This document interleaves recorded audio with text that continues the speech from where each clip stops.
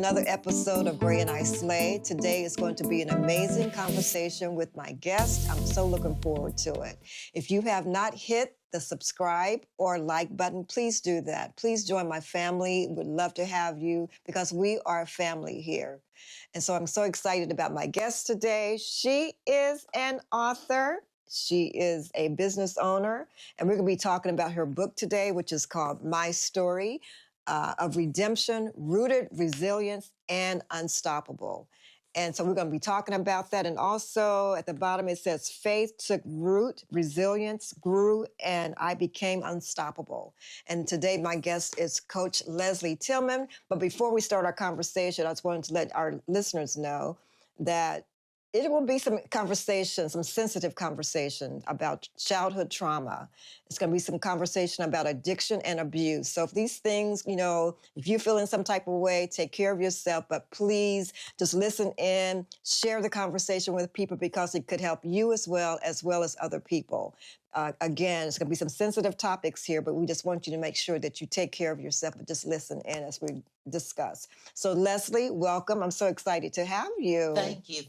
How are you doing today? Yeah, you're welcome. Good. I'm doing good. Very good. I cannot complain. I know that's right. Why? Why? Doesn't help, right? No. All right. So for those who out there who may not know you, can you tell us a little bit about yourself, where you grew up, and My name is Coach Leslie Tillman. I grew up originally in Springfield, Ohio. Oh, okay. I moved to Columbus in about 1996 and basically took root here and raised my children here and started my career. I was a beautician for years, right out of high school. I did not know you had. I was in the book going, she what? Got her cosmetology license in high school. In high school. And got my license by the time I graduated. Okay. So I was 18 and I was doing really good at it. And then I started to have children and childcare changed and things like that. Yeah. But I knew my calling was to work with people. So then I ventured into the medical field, and then from there, everything else came about. Wow. I was like, I knew you were opening up your wellness, but I kept going. But then at your book signing, I was like, wait a minute, is she talking? Wait a minute. Does she do hair? Because the way you were talking. And then I said, aha, she does. It was an aha moment when I saw that in your book as I was reading. So retired. Yeah, okay. Retired. Yeah. I loved it though. So, but you have family members. Is that your niece at your book signing? Yes. I have a cousin who also is a beautician. Okay. A lot of things you start to find out about yourself as you get older. You can do this, you can do that. Yeah. You can do, and things just grow, but really you find out it's all a part of your destiny. It's about all a part of your DNA and your makeup. Yeah. Wow. Okay. Well, that took me by surprise, girl. Okay. So for your book, can you share what inspired you to write, and especially what inspired the topic of your book? So what inspired to write? Why I aspired to write my book was a lot of times I'd meet individuals and they'd be like, well, you've never been through anything. You seem like you come from a privileged neighborhood, just sorts of things where they really just didn't know who I was, or they didn't understand the way I think, the way I process things, the way I am with relationships and friendships. A lot of people just didn't understand that because I was different. I've always been different. Yeah. And this second go around becoming sober, I had an epiphany about my life. And when I looked back and looked at all the things that God had done for me and how many things he had delivered me from, this book came about. It was the next state of where my life was going. Was I scared about it? Yes. Because there are things that are in there sensitive. So that was another thing. I've always wanted to write a book. but I Yeah. was a single mom. Years ago, it was too expensive to write a book. Okay. You know, Now, you any self-published? yes, I'm self-published. I Awesome. self-published it myself. Awesome. And I've always wanted to write a book. I didn't know how to write it. And that was how to hide this, how to hide that. And a lot of times, what some people don't know is that when you give your life to the Lord, you want to do all these things. Yeah. And so years ago, I wanted to write a book. I wanted to have a house for women. And so to be able to see those things, because it was Yeah. basically the desires of what God wanted for me, you Yeah. know. And so that's how it came about. Okay. Now, what was your writing? I always like to ask people, what was your writing process? Did you go away, or did you like lock yourself into a room? I mean, what was your writing process? My writing process was a little bit different Okay. because when I was ready to write the book, and I kind of had put it on hold, and my son was diagnosed with a mental health condition in December. And so in February, I was like, I'm writing this book because I know that my family's under attack. I know I'm under attack. I got to get this book out of me. And so what I did, because I had always been worried about what people would say, I was Yeah. worried about my job. I was worried about this. And so for me, I did an audio. So I basically laid the outline and then I recorded each chapter. Really? Yes. Yes. So it was easier Okay. than writing it down, Okay. saying things that you may not want to say. I didn't add any names. You know, writing down is a more physical, emotional Yeah. connection, but the audio made it easier for me to tell my story. Yeah, because you're speaking it, your words, your voice, Right. healing. Right. That's a lot of healing there going on. Yes. Yeah. Yes. A lot of Yeah. reflection, a lot of Yes. pausing, Yeah. storytelling. But I do one chapter and then I'd be like, I wouldn't do it again for 3 or 4 days. And then I'd say, okay, it's time to do it again. And then I would do it again. And then I just took it from audio to text. Okay. Wow. Now, how long did that take you? That took me probably 2 months. 2 months. Okay. To All do right. audio to text. Yes. Okay. Now, what does resilience mean to you? Resilience means to me that no matter what you go through, you can bounce back. It's how you bounce back from everything you've been through. Okay. That's the biggest thing. Not everyone can bounce back. Some people never come That's back. true. That's true. So when people say you don't look like what you've been through, a lot of times that's resilience. That's truly resilience. Wow. Well, you look amazing. I'm looking at your skin. I'm like, I know. Thank you. And you can leave this in, John, but your skin, your skin is amazing. So I would say, yeah, because, you know, stories, a lot of times people's stories show up on your face, you know? No, your skin is amazing. You. Yours too. Thank you. Thank you. Okay, so what was the most challenging part about telling your story? Was it some of the things that you went through, or? It was. I would say it was some of the things that I went through. I would say probably when I had to put in there about my relationships with my children's father, even with my mom. You know, my mom was she was a beautiful lady who loved Jesus Christ. Yeah. But there were still things that transpired that were touchy, you know, and I didn't want to defame who she was as a woman of God. Yeah. And I just had to tiptoe because there were a lot of things that weren't in the book. Okay. You know, and I pray that one day I will be able to even reveal even more because I think some people need to experience that. Yeah. Okay.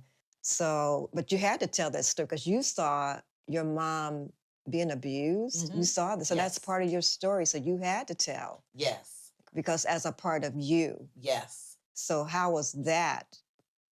Was that a hard thing for you to do, telling what you saw your mom go through? Yes, it was. Yeah. It was. And even from my younger siblings, I was the first, so I experienced more than they did. So Yeah. I just discussed that with them over the last couple of years. And they were like, well, we never even knew, you know. Mm. And no, you wouldn't have known because at that time I was the oldest. Mm-hmm. So experiencing that trauma, knowing who my mom became, you Yeah. know, and how she had resilience, Mm-hmm. you know, and that Yeah. she didn't let that situation stop her Mm-hmm. and that she didn't keep going through it. Yeah. So it was touching and it was heartbreaking, you Mm-hmm. know, and at times it was shameful. You know, my children, my daughter, she read the book, she got the book, she read it in 2 days. She was, Wow. you It's know, one that, I mean, it's a hard read, some of the stuff hmm that you had to go through, hmm but it was one where you just kept turning the page after page hmm after page. Yeah. yes, So I yes, get that. yes, Yeah. yes. Wow. But I will say it's different than what when I first started telling my story. When I first would get in front of women, I would always cry. I Mm. would always cry. Mm-hmm. And it's become so much Yeah, easier. because you cried at your book signing. Yes, Yeah. yes, Yeah, yes, and I started to put some tissue because we try to hide tissue under the table in case in case we need it. But I'm like, okay, we might be good today. But yes, yeah. yes, yes. So Hmm. I definitely it's been a practice. You Yeah. know, I didn't want to write it in third person. I kept asking her, how do I write it in third person? You know, Hmm. I don't want to let people know it's me. And Yeah. God just broke when I found out my Girl. son was Now, do you diagnosed, think he was going to let you get away with that? Seriously, you I was thought gonna try. you would be getting all kind of whippings till this day if you Yes. had done that. Yes. Yeah. Yeah. Yeah. I'm glad I did. I Yeah. can't believe I did it, but you know, with God, all things are Hmm. possible. He makes a Yeah. way. Yeah. And so you grew up to get your biological father. Yes. I mean, when you found out he was across, his family lived, and your mom was in the house, and they lived across the street from your mother. What? I know And we you moved had, there. I had no idea. My mom was married to my dad mm-hmm, who raised me, yeah, you know, and I'm out here playing. I didn't know. yeah. And my mom said she didn't Oh, she know. didn't know. She didn't know. So there was a little of tension with me moving, you know, into the neighborhood. Mm, And that was just hard. You yeah. know, I was treated more like the neighbor's kid, you know? Wow. Mm. And then to find out years later, he was sneaking through the back door to go see his sister. But how did he? Okay, but the sister knew you guys Yes, lived there. yes, yes, yes. I have went through a forgiveness piece. I've been working on that. You know, there's a book called The Bait of Satan Yeah, I got that about book. Yeah. unforgiveness, Mm-hmm. and Offense and mm, yeah. I feel like it's ignorance, but it was hurtful. You know, Mm-hmm. like why is all this happening, and why are we living here? You Mm-hmm. know, and I Yeah. know my mom would not have moved there had Knowing. she known that. Yeah. Did you meet the family? You finally met your father, right? You Yes, met your biological father. yes, But did you meet his sisters, the rest of the yes, family? You met them, yes. I played with my cousin who was not my knowing, neighbor. My cousins. not knowing that they were your cousins. You Well, or you knew at the my time. mom ended up having she ended up telling me once she figured out what was going on, Okay. but it was very confusing because the other cousins would come over and they would spend the night and they would go places together. But with Leslie, it was like, okay, we're getting ready to leave. You can go home. It was awkward. It was Mm, just awkward. I was never, this is my niece, yeah. this is my cousin till you know it was always an unkept well you know Mm-hmm. you're my cousin, but it was never Mm, outwardly. I was never treated okay. in that state. Yeah. Wow. And so hmm how did you meet your how did you know your biological father was your father? How did that come about? Me and my mother had a conversation about it, and she told me a little bit at a time. because she never downed him. Mm-hmm. She told me the story between them. And then one day I got a letter in the mail from the prison, and it was from my dad. And it was just awkward. I think it was on like a piece of paper with some crayon, and What? it was just it was different. It was Mm-hmm. different, but to me it was like, oh wow, I got this card from my dad. Mm-hmm. But now that we're sitting here, maybe I got it because I had moved across the street from my aunt. Mm-hmm. And so after that, I didn't write back. I went on, with my life. And then years later, we met up. Wow. And I think that was meant to be because that was before my mom passed of pancreatic cancer. So I think I met him in 2014. Oh my goodness. After all those After years of all saying those I'm years. not your daughter, I'm not your father. And do those words, do you still hear those words ringing? Mm. Are they, it's still some kind of way affecting you, or are you healed? Have you been healed from that? I have been healed from that. Okay. I would say finally, or I wouldn't have been able to write the book. Okay. Because there were times I had a lot of anger, Mm-hmm. a lot of frustration, a lot of sadness, Mm-hmm. and that left.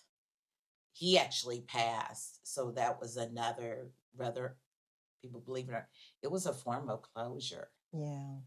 He passed in maybe 21, Mm-hmm. 21 or 22. I can't really recall, but I had enough time to find out Okay. everything about him and who he was. Mm-hmm. And it started to all play a part of everything that my mother had told me. Did he have conversations with you as to why he denied you as his daughter? He told you? Yeah, he Okay. just said that if he would have been in my life, it would have not been good.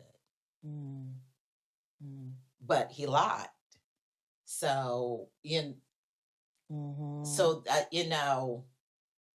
the never lie paid child was support. okay. So the lie was that he wasn't your father. Was that the lie? Because he just kept saying, "I'm not your father. I'm not the father." Yeah, he said him and my mom weren't in a relationship, and he was not the father.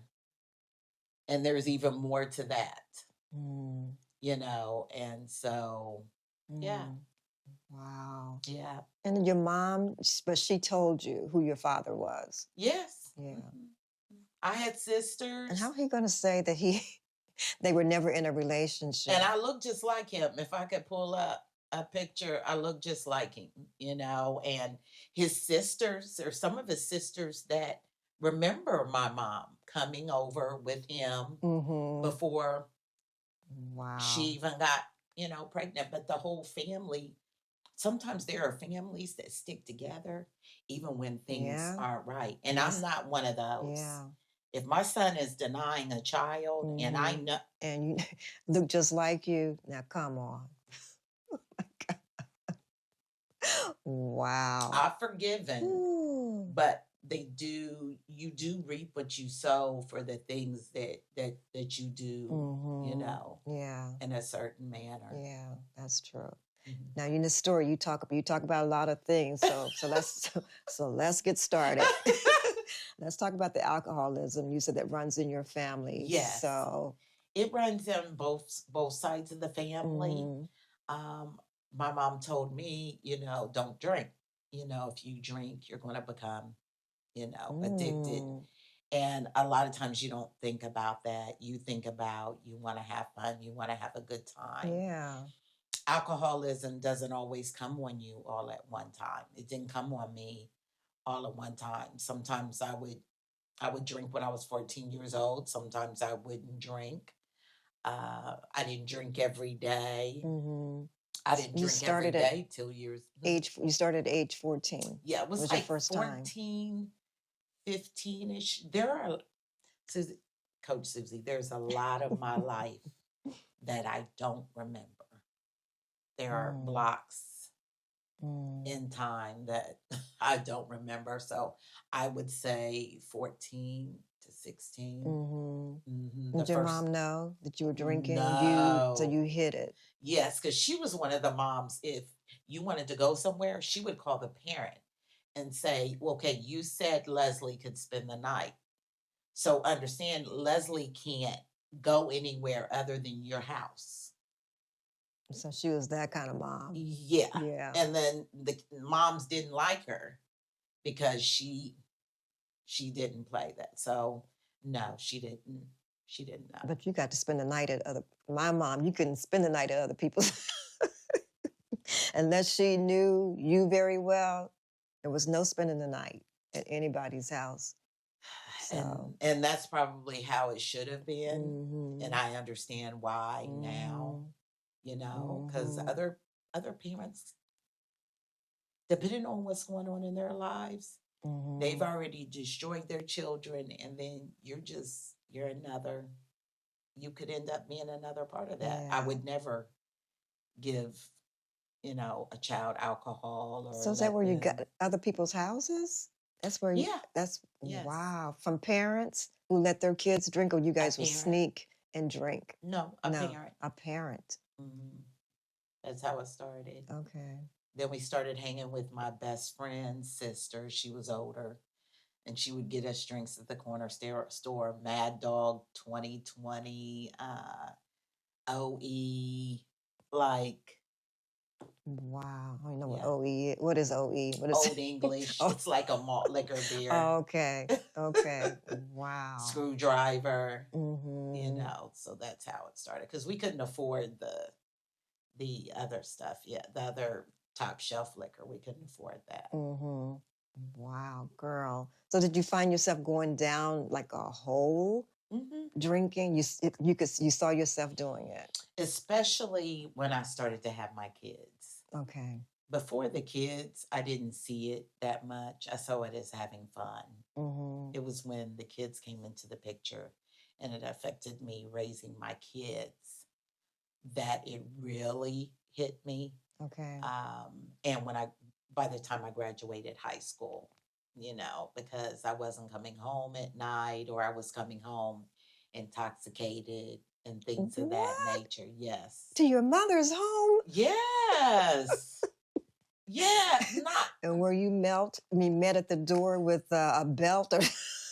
No, they did try to put me out a couple times. My dad was like, she got to go. My mom was like, no, you know, because she had been through some similar situations, and she knew there were things that she knew would have happened if she would have put me out. Yeah. But that doesn't mean that I didn't need to go. Yeah. But she's being a mom. Yes. And she knew. She knew. And her prayers, and by that time she was saved. And by that time. Well, she was saved by the time maybe like fifth or sixth grade. Okay. 5th or 6th grade. So her era, 5.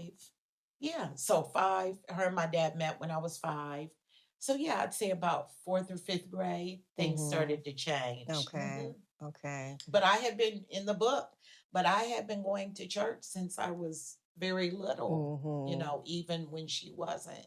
Wow. Going. That's what you went with your grandmother and your auntie. Yeah. And my godmother, Sister Allen, and my godmother, her nephews and nieces are the DeBarges from Detroit. What? Yes, Sister Allen and Elder Allen. Okay. And they've gone on to be with the Lord, but I had a group of family, extended family that were really, really there for me. That you were going to church. Yes. But the church wasn't getting into you, but you were going. Yes, yes. You were going. Yes. Yeah. I was going. Yeah. Wow. Okay, so your mom met would you call him, that's your dad? Yes. That's the one who raised you? Yes. Okay. Yes. And so what part did he play in your life when he came about? The stability. The stability and the fact that he loved me. He Mhm. loved me. He truly loved me. He brought stability. Yeah. That's when you see my mom start to change. Of Mhm. course, she was probably already going through a transition, but she wanted someone that loved kids, Mm. and that's who he was. That's who he was. Mhm. Mhm. And do they have kids together? Yes, So I that have three other sisters. so those are okay. Mhm, Okay. a brother and two sisters, and Okay. I'm the oldest. Okay. Oh. But we are like, it's never been step Step. this, step that, Yeah. Mhm. and now that they're gone, it's like I'm kind of the matriarch of the family. They're all gone? Hmm Well, Wow. my brother and my two sisters are, but my mom and dad, they're no longer here. Hmm Okay. Oh, hmm so that's what you meant. You're the matriarch over your hmm siblings. Yeah. And then where are they here in Columbus? Or Yes, they they are. are. Okay. Hmm Yes. Okay. Yeah. Wow. Okay. So tell me how you're related to Bishop Tillman. I saw, he may delete this. I may delete it myself. But I saw So- him yesterday because I walk in the mornings at oh Hoover. And yes. yesterday morning, I saw that walk. I said, that's Bishop Tillman. And so we got up close. When I got up close to him, I said, good morning, Bishop Tillman. And he did speak, but he had his ear things in. So, but yeah. Yeah, so my mom and him are brother and sister. Really? Yes, so we are Okay. all originally from Springfield, Ohio. Mm-hmm. hmm Oh, so are you still a member of his church? You still? I just transitioned to another organization, Okay. and I'm going to be working in community outreach. I'm going Okay. to be doing community outreach leadership Mm-hmm. type things for drives and things like that for the Okay. community Okay. to disciple, bring Yeah. share the message of Jesus Christ to Mm-hmm. everyone. Yeah. But I love my I love uncle. that. Yeah. That's something when you can get a message from someone that you know who they are. Mm-hmm. They're not Yeah. sneaking doing something. Yeah. That's why Yeah. that's why it had been hard for me to leave, because I Mm-hmm. knew who he was. Yeah. A lot of people don't know that when we had the turn of the economy some years ago, he downsized his car. Mm. But some people don't know that. Those are things that you have to pay attention to that people Mm. don't talk about. Yeah. They talk about all the other stuff, but yeah, He that's true. truly is called and Mm-hmm. loves what he does. Yeah. Mhm. Okay. Okay. So the alcohol, you got that under control Yes. now. So that's Yes, good. That's yes, good. yes, yes. That's good. And my uncle talks about, he's probably got messages where his cousins, my cousins tried to get him to drink. Mm. And he Wow. said he knows if he took one sip, he would have not. Be who he is today. Yeah. Wow. Mhm. Girl. But I know. alcohol it's a sickness It though. is. It is. It Yeah, it is. really is. I mean, people down and people talk about it. I told somebody not too long ago, it's a sickness, you know? And it's rooted in shame. It's Yes. rooted in generational trauma, Mm-hmm. hurt. Yeah. It, People don't realize that. Mm-hmm. And you're just feeding it. Your spirit is those spirits that have attached to you. They're Mm-hmm. craving Yeah, that. they want it more They and more. want you to kill Yeah. yourself. Yeah. Wow. Well, I'm glad that you got set free from that. Yes, Yes. yes, So, yes, yes, all yes. right. So, okay. So looking back, what would you say you were searching for when you were like drinking and just having fun, living life, living your best life? So you thought. Was it something you were Searching searching for? searching for love, Okay. acceptance. Mm-hmm. Those were the biggest things. Yeah. Mhm. Yeah. Yes. Mm-hmm. And you didn't find it in a bottle I didn't or find in it in a bottle. I or didn't the people find it you were in a hanging with. man. I Yeah. didn't find it in a drug. Mm-hmm. I didn't find it in clothes. I Yeah. didn't find it in anything. I didn't Mm-hmm. find it in money. The only person who could give me what I needed was Jesus Christ. Yeah. Mhm. Okay. And then you talked about promiscuity too. I was like, ooh, Yes. she laying it all out. Yeah, And your yeah. whole family, has the bishop read your book? Has he read it? I sent him one of the videos of the podcast. He didn't reply. Okay. He probably said, Lord Jesus, what? But I told him I was going to write Oh, it. you did I tell, told did you him. tell me you go into detail what you were going to write about? No. No, okay. No. Yeah, No. but just going to share your story. Mm-hmm. Okay. But I really think I did a tasteful job. Mm-hmm, I mm-hmm. believe everything was based from the Holy Spirit. Yeah. I really, really did a good job, you know, and I think a lot of times people are fearful when you have people who are publicly in certain positions. And you're like, what is she talking about? He was just like, you're going to write a book. He just repeated what I said. Yeah. But there is not anything it was done in a very respectful, discreetful way. Being promiscuous is one of those things that people don't talk about, you know, and there are even women in the church today that are like that, but they don't tell. It's a secret. Yeah. And even though you think it's a secret, it's still internally wearing on you. Yeah. And if you have any conscience after you do what you know what you did wrong. You know what you did. Yeah. Yeah. Exactly. And then you drink, you get high to help yourself. The cycle just keeps going and going. Yeah. Yes. Wow. And then you find out you're going around like a hamster and you're not getting anywhere. When is this supposed to work out? Yeah. This is supposed to help. This is supposed to solve my problem. Right. This is supposed to give me a husband. And it's not giving me any of that. That's right. And then you move on to the next person and then the next person. Yes. Yeah. Wow. So again, for even in promiscuity, you were looking for acceptance. Yes. Yeah. And then sometimes just fun. Yeah. And fun. Yeah. It ain't really fun. No.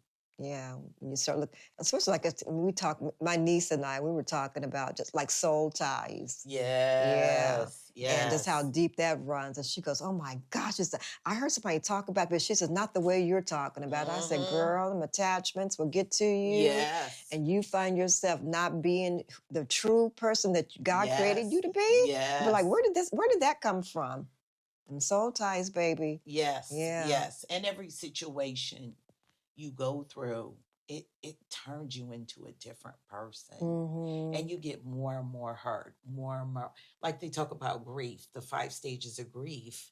And it's like every time you go through that hurting relationship or that hurting situation, you're just piling. And it's changing you. Yeah. You know, it's changing. I used to be so angry. And it's because of all the things that had been piled on top of me that I never dealt with. I just went through it, drank, went through it, got high. You know, went through it, almost lost my kids. You know, that's all. It's a cycle. Yeah, it is. It really is. Wow, girl. Woo! Okay, so what is your view on love now, your worth and your identity since going through all of that and changing and becoming this resilient, unstoppable woman? Yes. So to me now, love is accepting everybody the way they are, accepting myself the way I am, not being hard on myself, but being aware of who I am. And for me, I know who I am. I tell people I know why the devil wanted to stop me now. And it's exciting. It's exciting to know that there's so much in me that the enemy wants to destroy that.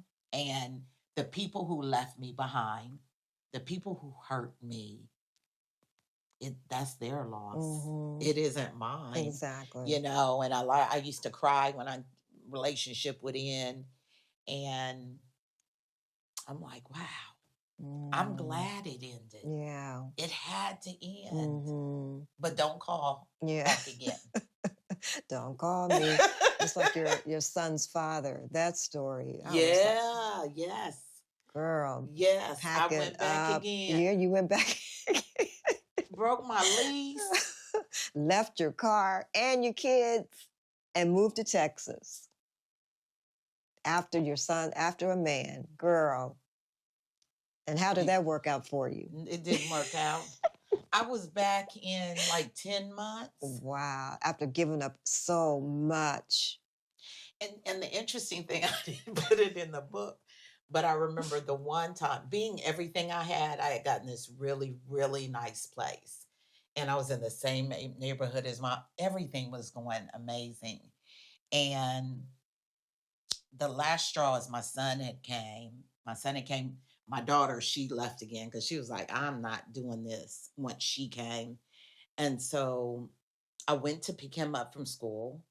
And I walked to pick my son up from school because his father wasn't home yet. This is in Texas. Yes. Okay. And I'm walking home and I see a car in the driveway. And I'm like, he didn't come and get me. He had me. Wow. Yeah. And it was just, see, it was all bad. Yeah. It was all, I said, I'm getting ready to leave. Him and my mom had a conversation because he was trying not to let me leave. And they've always had that rocky relationship, but he's never went off on her. She always knew how to handle him. Mm-hmm. And we got on a bus like that week. It took us like 24 hours to get back to Columbus, Ohio. And I came back. How old was your daughter when she left Texas to come back? She was probably in like 6th grade. And she knew this is not the life I want. She said, I'm out of here. No, because they didn't get along when he was here in Ohio. Okay. Mm-hmm. Okay. But I was looking for something. Yeah, you were searching for something. And you said all the red flags were there, the what ifs. But you were going on what ifs possibilities. You weren't looking at the what ifs negativity. No. Wow. No. And my mom tried to stop me. She had given me a card that had no car note. And she said, you're not taking the car. It's still in my name. So I went down there with no car. I bought a car when I got down there. He wouldn't let me bring my car back. And when I got back to Ohio, his sister said the car was stolen at a library. Oh my gosh. A bonus, this is not in the book, but there will be eventually another one. Mm-hmm. I mean, yeah.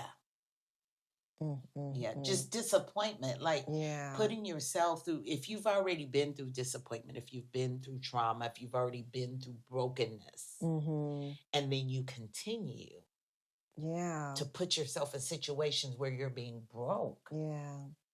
You know, but it's Leslie, self-sabotage. Okay, but you're broken and somebody's coming to you dangling that carrot, but you're broken. What are you going to do? That carrot's looking pretty good right now, right? Right. So that's why you like, okay, I see all the red flags, but I'm still hopping on this train. I'm going to Texas. I'm going back with this man. Church. And I had started going back to church. He had flew here and had went to church and everything like that. And my life was going in a very different direction. I had a basement and I would go down there and pray. Intercessory prayer has been something that has always been embedded in me. And I remember this one prayer. I have never had a prayer like it before. And I was praising God and I was just elevating. There were all these people around me and I was basically elevating off the ground. And then everything started. Then this whole thing started. Yeah, the enemy really wanted you to be destroyed. He did not want, girl. Yes. Ooh, Lord Jesus. Okay, so now looking back on your journey from brokenness, what do you think? What were your turning points, and how did faith play a big part of you turning back to God? Yeah. Faith played a big part because I learned about faith years ago. through my family. So Okay. God was preparing me for such a time as this. He knew that this situation was eventually going to end. And one day it just ended. It ended, and it was interesting because when you get to a point where you're in relationships with people you don't even like, you're like Just tolerating people. tolerating people. Tolerating. And this day I had just gotten so upset and I was like, why am I doing this? I was like, this is over. And it was a form of faith. It was a form of faith because I had to look at my situation. You are not who you used to be. Your children are grown. You have a career. You know what God has for you. You know what the desires and passions, you know your gifts.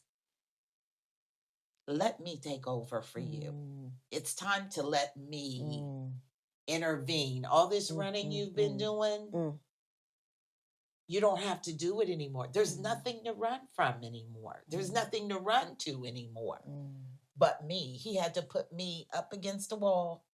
And I mean nose to the wall, not for me to, and I just, by faith, I said, it's over. It's Wow. over. I wanted so much more. It's over.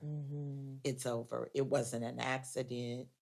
It was just, it was over. It's Wow. medical issues that had came about through using substance and drinking, and it just came to a halt. And I was like, I can't do this anymore. Now, were you back in Columbus then, or still in Texas when that happened? No, I was back You're in back here. Columbus. Okay.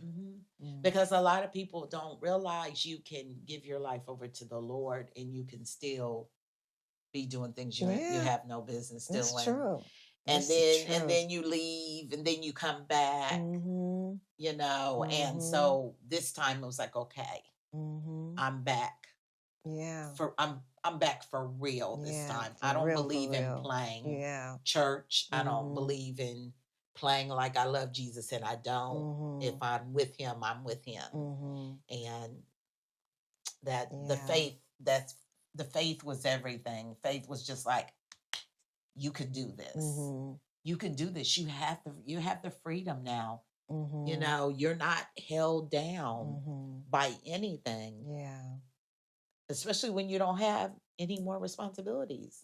Like either I'm going to kill myself or because I don't have nobody to come to. I don't have any babies to feed at night anymore. Not anymore. Yeah. I can come home at 3:00 in the morning. If you wanted to. Yeah. And I said, I got to get this together Yeah. because, Yeah. And God knew it was like, although you don't have those responsibilities no more, if you keep going this direction, Girl, you're gonna cause some things to happen that you can't turn back from. Ooh. God is so good. Yes, he is. He is. Oh my goodness. But now let's talk about the wellness spot. Yeah, it's the well rest. I keep saying wellness, but it's the well rest spot. Yes. Now, how did that come about? Girl, that's so. I'm like, come on, girl. Yes, I'm excited. That's why the devil was trying to kill you. Because I didn't I say that all the time, and I say it all the time. It really should be a motto. With me working for the government, I only have a few more days there. So working for the government, all the things started happening and basically our jobs were being threatened and people were taking the buyouts. And I just, there's certain things that I wanted and I needed financially in my life that would require me to be in debt. And so I remember somebody prophesying for me a few years ago, and they were like, you're going to have a car. You're going to have a car with no car note. You're going to have a truck. They said all these things in my head when it was prophesied to me. I was like, okay, we're going to see how that works out. So finally, the Lord was like, well, would it be that bad? Look at the outcome. What are the things that you could And then that resilience, more of that resilience started to come out, and the creativity. And I started doing research, because anybody who wants to start a business or they have a purpose, you need to do research on the internet. You need to Yeah. see what's out there. You need to do marketing analysis. You need to see. Mm-hmm. And so by doing that on my own and prayer, I wasn't going to do a braid salon.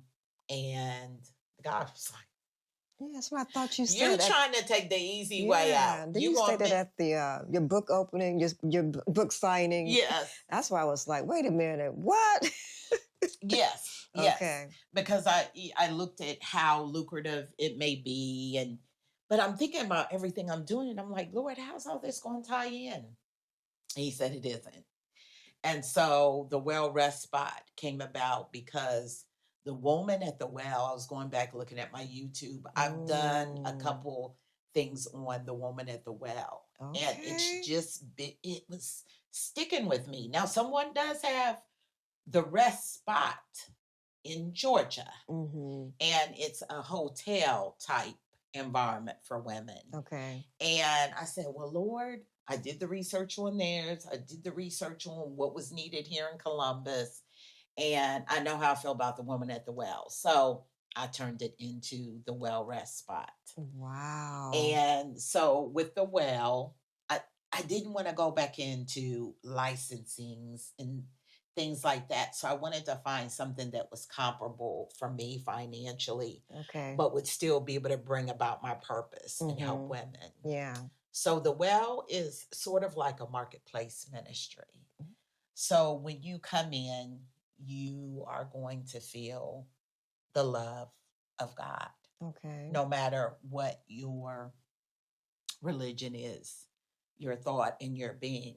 Okay. And so with the woman with the well rest spot, it's for caregivers, it's for career-minded women, it's for those looking for personal growth to come in and rest. Okay. Now, I will say, rest should not come with a cost, but you're paying for the experience.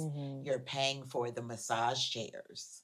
You know, that sets me apart. You're paying for the VR escape, which are the Oculus, where you can put the actual glasses on. You can escape. You can do your breathing exercises while you're in the massage chair, while you're on the sound bed. And I am happy to say that I'm the first VR wellness spa lounge in Columbus, Ohio. What? So nobody's doing it. Okay. So that's another, and you don't have to pay $100 at this time. I understand everybody wants the massage, but this is an area where you can escape to when life is hard, when it's not hard, when you're on your lunch break. You know, it's just something that we need this space. Another thing I saw in the vision was the last days and how many people are going to be looking for something. And we have the church, but there are people who are really going to be reaching out and they're going to be in need. And so this is a place that they can come. Yeah. And they can have a solace and a sanctuary, a peace to get their mind right, a place to make decisions, all kinds of things. We're going to have women's circles. So, but it's not a place to come where you stay overnight. It's a place where you come to get a service. Yes. Okay. Yes, it's an experience. It's a service. So yes, it is definitely not. We'll have express services for women who only have 20 minutes, and then we'll have services for 45 minutes. Okay. We'll have group where you can get can do two at a time, can go in at the same time. Okay. And do the VR. And Leslie, I like that. You know what? I'm so excited. Different. I'm so excited. And Coach Susie, since I was a little girl, I never was sad about being poor or middle class. I always felt like there was something more Mhm. there financially Yeah, that was I going did to too. I knew I happen. was rich. You could tell me I wasn't rich. Come on now. When I wasn't rich, I knew I was rich. You couldn't tell me I Yes. wasn't. Yes. Mm-hmm. Yes. Yeah. And that's what brings about financial wealth and generational wealth and things of that nature. And it ties right into everything I do. Yeah. Mhm. So is there like teaching, anything like Yes. that? So you'll have teaching? Yes, we'll have Okay. transitional life coaching, and I am looking for coaches who believe basically the same thing. I believe in Jesus Christ Mm-hmm. because we all want to be on one accord. If we're Mm-hmm. not, we don't want to lead anybody astray. Yeah, exactly. We're going to do book coaching, teaching, publishing, all everything we can do. And then Ignite Change is going to be there too, the nonprofit. Okay. Because I see it. I see myself at a table. I see women coming in, Coach Leslie, I don't have any diapers. Coach Leslie, can you help me with this bill? Coach Leslie, what Oh is my my next God, step to get girl. this job? Or all those things that my mom instilled in me, a lot of people don't. They don't have it. Yeah. But that's who I am. So when did you get this dream? How did this come about? It was all on paper. It was all on paper. It was all in notes. But it was something about the rescuing of the woman. It was all about, if I look at all the mess that I did, that's not even in this book. And this man came along named Jesus Christ. And Embraced. he's still doing things for me Yeah. that I don't even deserve. Yeah. That's his grace. He told me, he said, your job is to bring them to me. That's my job. Yeah, that's your job.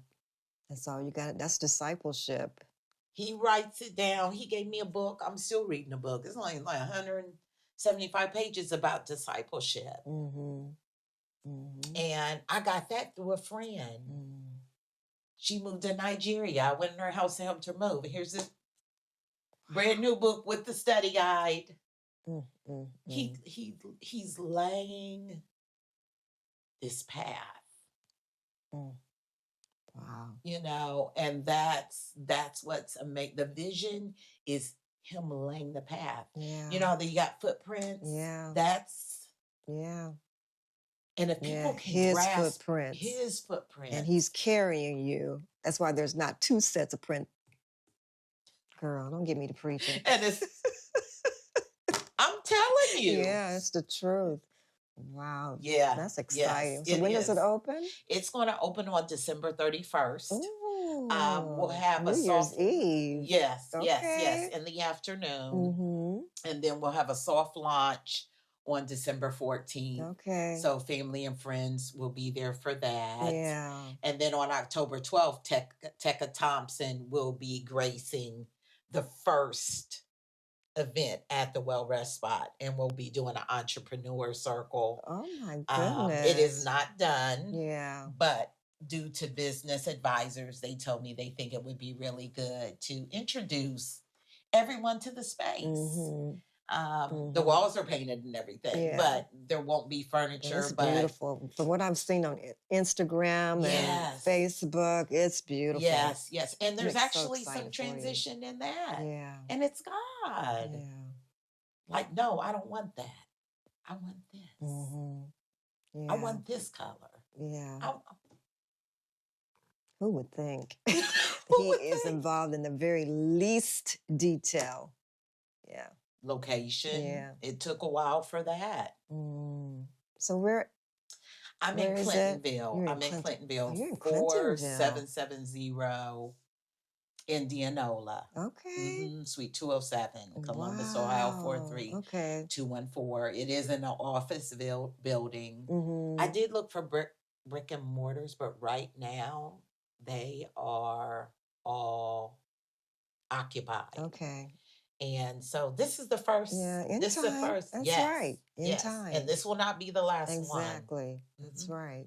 I am so excited for you, girl. You got a Thank lot you. going on your Thank you. plate. Thank you. Yeah. So, but I want you to look, as we get ready to wrap up, but I want you to look into this camera. But the last thing I want to say to you, and I want you to talk to the people about this too. Yes. Because in your book, you did mention colorism. Yes. And how, oh my God, I don't know how. I mean, I know that had to like sting and Yes. burn. And Yes. when you hear like Yeah. family members and Yeah. friends and classmates making a difference because they're stupid. I mean, they're just stupid, but they're see, stupid. but they have an assignment. Yeah, yeah. You know, and they don't even know it. There's an Mhm. agenda. Mhm. Especially coming from family, people inside your home, a place where you should feel safe. But that's what I want you to do. People who are like struggling, Secretly, and they do it secretly. Yeah. Family members do it Yeah. secretly, Mhm. and the parents don't see it. Yeah. So, what I would say to those who are dealing with colorism, no matter Mhm. what age you are, you have to understand who you are divinely made to be. Sometimes it takes you to look deeper into who you really are to find out why those types of things are coming at you, and understand that you are wonderfully, beautifully created by God. You're destined to be who you are, the color of your skin, your size, your height, your eyes, your mouth. I just talked about how God's been laying out a plan, and that's how He made you. Mm. And the minute you get to the point where you love yourself, no matter what label has been put on you, is when your life will begin to be transformed. That's beautiful.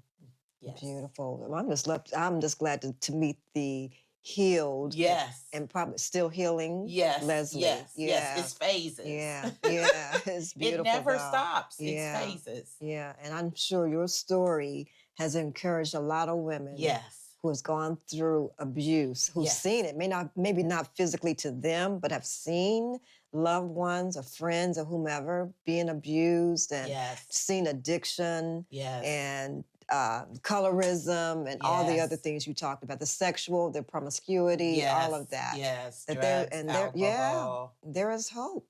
Mhm. And hope's name is Jesus. Yes, it is. It's Nobody Jesus. else. Yeah.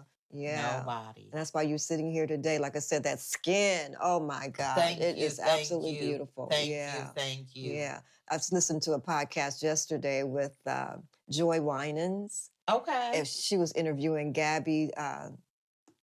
You know Gabby. She was in Empire. Oh my God. Yes, I know who you're talking about. Yeah, you know what I'm talking about. I see her Yes. last, but I can't. Sibide? Yes, Ga- she's married to a Caucasian gentleman. Yes. Uh-huh. But she is, I mean, because Joy is also, dark skin, brown, beautiful skin, both of them. Yes. And they were just sitting there talking about their story. I said, oh my gosh. And then Joy, her name is Joy Winans, and she would just talk, Deborah Joy Winans, and she was just Okay. talking about just the, how the hurt and the pain and going through that. Even as adults in Hollywood, they still have to deal with it out there. They still get looked over because their skin is too dark. And I'm like, this is ridiculous. Yeah. It really is ridiculous because of the color.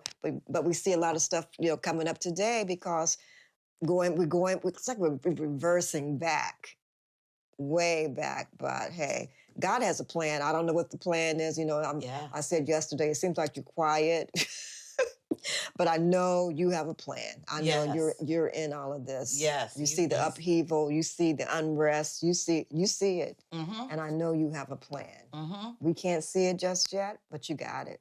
He does. I know you got it. I know you got us. So he does. Yeah. He does. Well, all right then. So do you have any closing words? But just remember, how do they get your book? They can go Barnes and Nobles. Okay. They can go Target, Walmart. Not supposed to say Target. Amazon. Oh, I should have said Amazon. Oh my gosh. Or you can go to CoachLeslieTillman.com and order, or you can DM me on Instagram, Coach Leslie. Tillman, and I can get you a copy of the book. Yeah, there you go. Now, do you have a website? Yes, I have CoachLeslieTillman.com. I have TheWellRestSpot.com, and I have IgniteCF.org. So please come and support, like, and share my page, Coach Leslie Tillman, all on social media, The Well Rest Spot, and Ignite Change as well. I didn't know that was Ignite Changes you too. Yes, that's my nonprofit. Okay. Yes. Yeah, you go ahead, girl. Girl, you busy. Busy. Busy. And I'm going to learn. I'm going to tell everyone, when you're creative, learn to delegate. Yeah, that's learn hard. to Yeah, delegate. that's my problem. It's hard, but I'm learning. Yeah, I've started using Fiverr. I started Yes. outsourcing a lot of stuff out to them. Stop trying to hold on to try to do everything, because I can't do it all. Yes, yes. And my sister, my baby sister, she's doing my social media now for the Well Rest Spot. And it's so that's what I'm seeing. That's her. You take that off. You know, you take it off. If you want to be that creative and you want to tap in everything, God, you're going to have to delegate. Yeah. Because remember, those that's people, what I've been praying about. Yes. Those people are going to be, they need to be seasoned. Yeah. They need to build. So as you're delegating to them, they're getting ready to build their own. And this one, build this and build, and you just, and then it becomes discipleship as well. I love that. Yes. Your sister might be the answer to my prayer. Yeah. Are we still recording? Yes. It's still going. Yeah. So awesome. Well, anyway, I hope you guys enjoy. I hope we can get into, girl, you saw those questions I sent you. And we didn't get nearly all of them, but because this conversation was just so rich, and I knew we wouldn't get through them, but it was just so rich and just so needed. And we just may have to come back and do a part 2. Because there's more stuff here you could talk about, your healing process. Absolutely. And the good, I told someone, other than you, Coach Susie, this will be like my last interview about the past per se, but it's going to be about all the things from the future and tapping into your spiritual gifts, being careful and watching out and all those good things, not being tripped up. Yeah, especially young girls who, they may see somebody who's looking good, smile at them real good, and you can be like, girl, let me tell you, I was there. I know. Yeah, don't believe the hype. Don't believe all that hype. What do you want to do with your life? Yeah. That's the first thing. And get to know get to know your own beauty. Because a lot of girls didn't have somebody telling them how beautiful they are, how smart they are. They didn't have that. So the first person who comes along and says, "Hey, beautiful." That's it. That's it. That's all they needed. Absolutely. Yeah. So, but anyway, I'm so glad to have you here today. So thank you for having me. Yeah, we definitely will have you back. So you open December 31st. December 31st. Okay. That will be the opening, and people will start getting coupons and things in the mail. And all right. Prayerfully, the ribbon cutting will be December 31st. Okay. Yes. Awesome. So we'll have you back in 2026. Yes. So we can hear how it's going. Yes. So yes. I'll be on my jet. So yeah, there you go. We'll figure out how to figure all that out, how to make that connectivity on your jet. I love it. Speak it, girl. Speak it into existence. All right, you guys. Thank you for joining us today. And remember to subscribe, like, share. There's a lot of people out there who needs this conversation from Coach Leslie and to hear about the Well Rest Spot. I got it right this time. Yes. All right, so guys, have a great day, and I'll see you next time. All right, bye-bye.